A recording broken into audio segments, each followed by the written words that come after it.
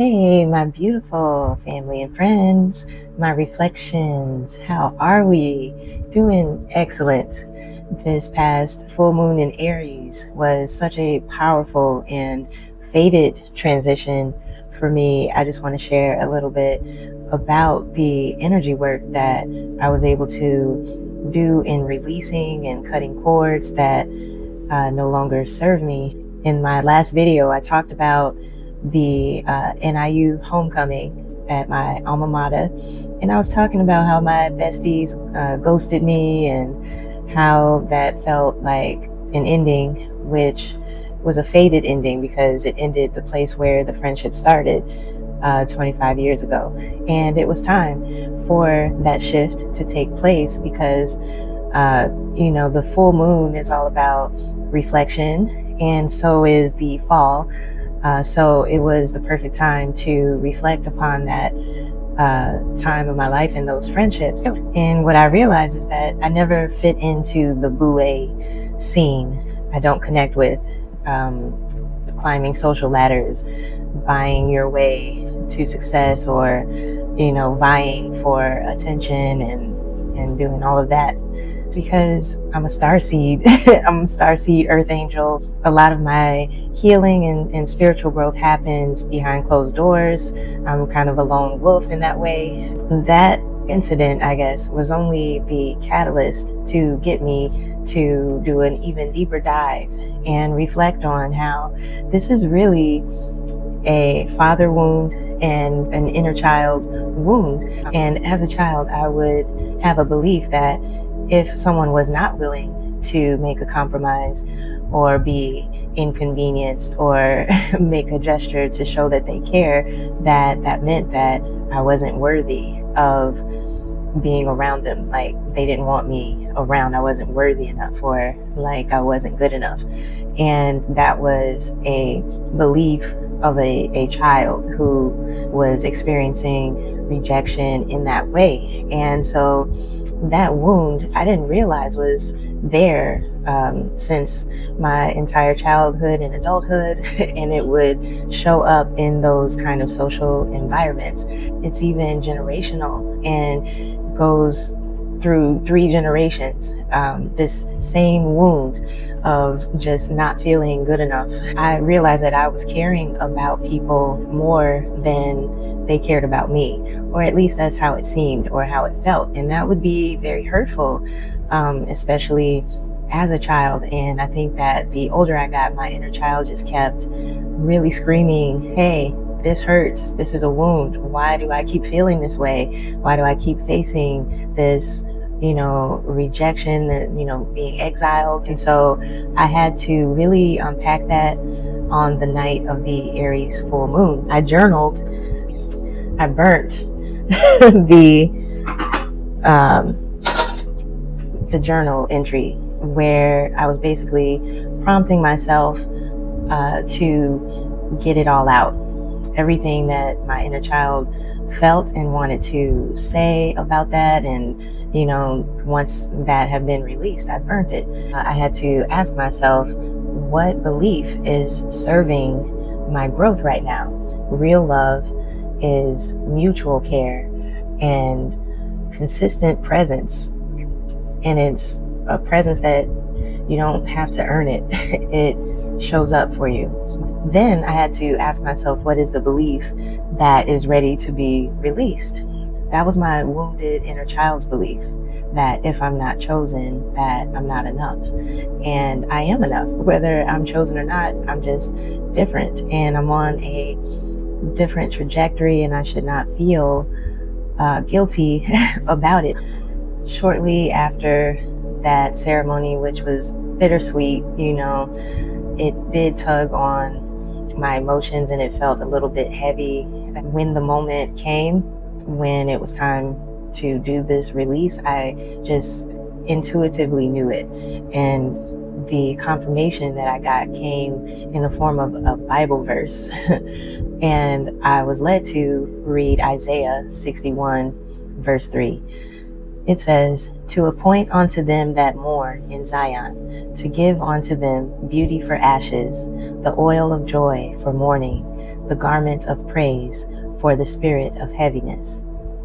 So I thought about it and I was like, that sounds like the ritual that I just did for the full moon in Aries. So what stood out to me was the part of the verse that says, give them beauty for ashes.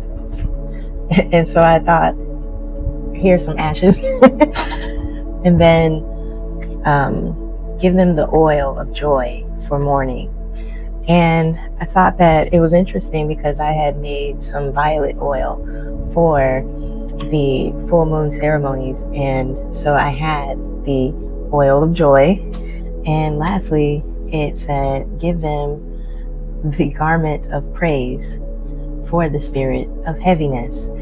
And this is where the inspiration came flooding in. I had found a box earlier that day, and in it contained fabrics that had my patterns that I designed myself. And I had cut out a pattern and I had started to make a dress years ago when I was still living in Kansas City.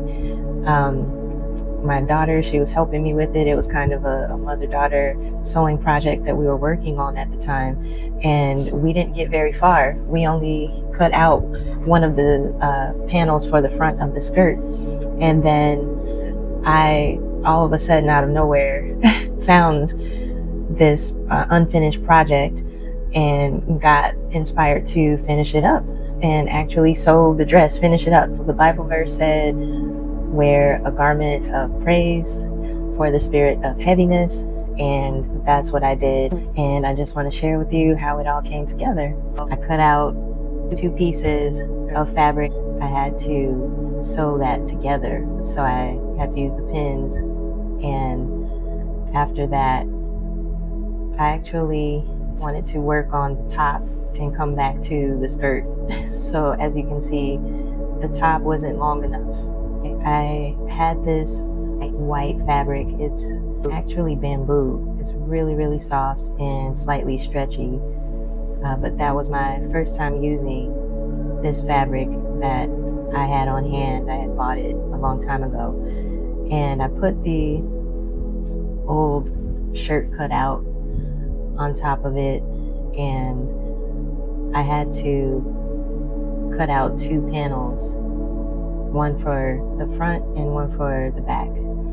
So I'm cutting the fabric into 2 pieces, and then I decided to fold it in half and draw along the folded edge so that when it opens, it'll be perfectly symmetrical.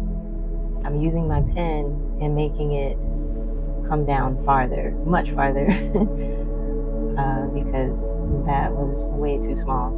I could see that I added a good 5 inches to the bottom of it, but the top of it I kept the same and just traced around that.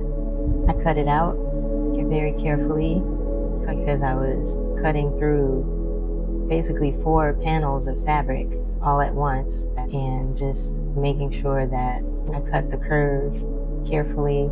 And once I opened it up, I had 2 identical pieces for the top. I tried it on by just putting it over my chest, and it looked big enough, but it came down far enough now, so I was happy with that measurement. So next I turned my attention back to the skirt portion of the garment, and I want to sew the 2 panels together and to create a skirt. So first thing I had to do is pin both panels together inside out. It was just one straight line going all the way down, so it's pretty easy. And I was almost done. Both panels were together, and I just wanted to try it on, and I could see that it was going to be a loose fitting bottom for the dress. So next I needed to create a hem on the bottom of the skirt before completing sewing it together. So I thought to just use this ruler and just fold the bottom up and use my iron to just kind of create a hem. But what I realized is that this fabric is not like cotton, so when I iron it, it doesn't really stay creased. But next I was able to go ahead and sew the whole hem on the bottom, which worked out really good. Finally, it was time to sew the whole skirt together. This part I enjoyed because it was very cut and dry what needed to be done. You just go straight down the line until you get to the end, and I was sure to line up that hem at the bottom perfectly. I could see that, yay, it looks like a completed skirt, but this is the bottom part of the dress, and so I was just trying it on to see how long it would hang. But now it's time to sew that shirt. I was creating a hem around the neckline and around the arms so that it wouldn't just be that straight cut on the edge. This is where things got difficult for me. This bamboo fabric is real loosey-goosey. Even when I ironed it, it wasn't keeping the crease. It wasn't stiff enough. So I did my best to eyeball it, but these edges were a hot mess. I don't know if you can really see it, but it wasn't perfect. These definitely didn't look like a store-bought edge. And so it was at this moment I decided, yep, this is gonna be a gown. This is not gonna be an outside dress because the imperfections were just really bothering me. But I decided to keep going because it was too late to stop now. I just had to put the panels of the shirts together, and I am using pins for where I want to sew. I was taking it in about 2 inches from both edges, and I was also shortening the shoulder straps slightly, and I just sewed across and cut all the excess off. I was very thrilled to see that I had made a shirt. It looked like a tank top, and so I was like, okay, let me go and try this on. But then this happened. I tried it on. We got a slight Gordon Gartrell moment happening because this sleeve, I don't know, it's like this. This sleeve is too tight and it's like asymmetrical. Look at from behind, it's like, oh my goodness. So I don't know what to do to open that up. If I sew this side all the way up, then I'll have 2 very tight armholes. So I have to let this side out. And this side being wider than that side, I can try to like take it in a little bit more. I don't know. This is a little better. I cut it.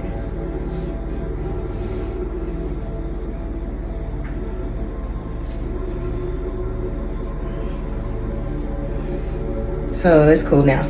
After a couple slight adjustments to the sleeves, it was time for me to attach the shirt to the skirt to create a dress. But it took me a second to realize how that needed to be done. I went ahead and pinned it up, and then it was ready to be sewn. There was a lot of fabric, but I managed to get around all the way. While I was sewing, my daughter FaceTimed me and she got to see the reveal. Turn this bad boy inside out. Woo! Yeah! It's not bad on the bottom either. Nice. It's not too bad. So now I just have to cut that seam inside, the excess inside. She was very proud of me. And so now I am just removing that excess fabric from the inside of the dress where I sewed the shirt to the skirt. once I was done with that, I tried it on yet again, and it was looking pretty complete, not too shabby, a little imperfect. I found some elastic.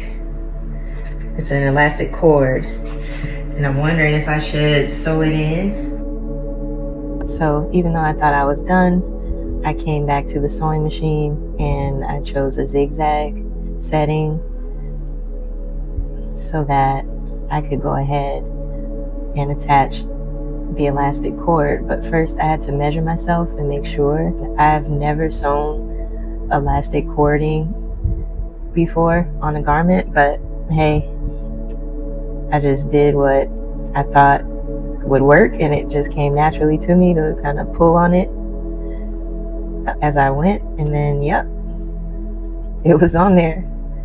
So now with the little adjustments, here's the final result. What do you think?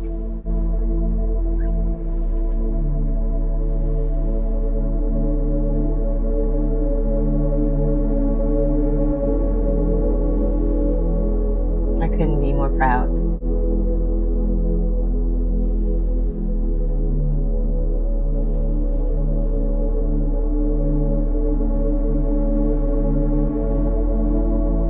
After the Aries full moon, I shed the weight of unworthiness, of old identities, of silence. And Spirit said, for the spirit of heaviness, wear a garment of praise. This is that garment, a wearable revelation, a pattern encoded with light, a reminder, I am not broken, I am becoming, I am the scroll, I am the scribe, and I am the resurrection of something ancient and free. Ashe.